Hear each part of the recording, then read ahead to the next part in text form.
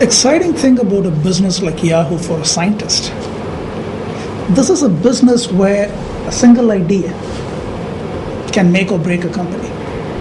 Right? It's not an industry where you can survive for very long if your products and the technology that underpins them are not state of the art. Right? There are very few industries like that. There are very few industries where there is such a premium on science, technology, and connecting them to the business. Right? So this is one of the things that Yahoo has done, I think, very well, better than most. I was a professor for over 20 years, and in that capacity, I have worked very closely with many, many technology companies. My students have been in many companies. So I'm familiar with many different models of how science works in companies. And I must say, the interaction between research and labs within Yahoo with the rest of the company, that's really what has set us apart, allowed us to be successful.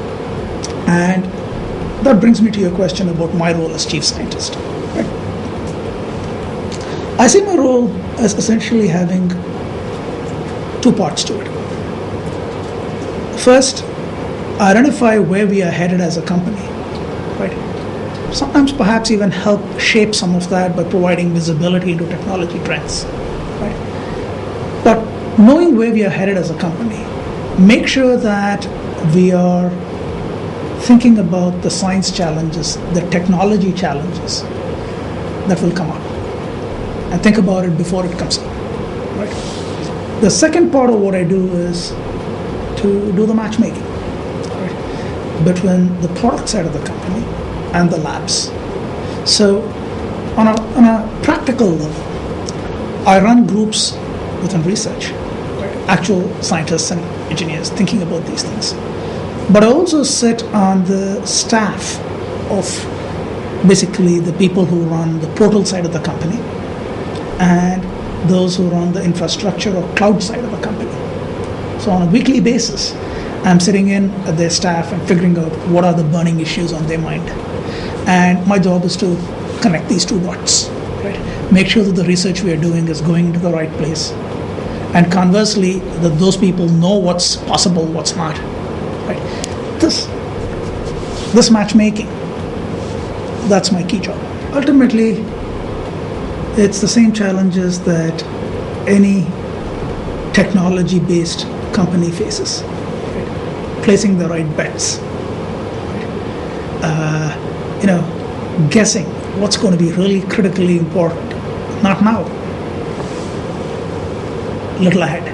Not 10 years ahead. Because in this business, that's too late. Who cares that far ahead? But 6 months, a year ahead, knowing what's going on, 2 years ahead. Right? We have projects, some of which are working in lockstep with product teams for next quarter's delivery and the quarter after. We have others where we are thinking 3 years out. That's roughly our window. Right? And the hardest part is placing the right bets. And especially in this industry, another very hard part is finding the very best people. It's a very competitive industry. And you're only as good as the people you have. So it's a real challenge balancing these two acts. So I think a CTO focuses on the technology stack and tries to make sure that the technology stack is capable of dealing with what the business will place upon it as a demand, and also is riding the right technology trends, right? And they have to drive this through the entire organization. They're much more concerned about this aspect. As a chief scientist, especially as chief scientist for the infrastructure part of the company, I'm involved in some of this as well. In fact, I work very closely with Remy Stata, who's a CTO. But as chief scientist, I also do some other things, such as the Coke example I gave you just now. These are things where we are thinking about how science in the broadest sense, not just the platforms, the infrastructure, but clever ideas, clever algorithms, right? Better ways of understanding what a user wants, better ways of understanding what content is all about, right? Better ways of finding you friends, right?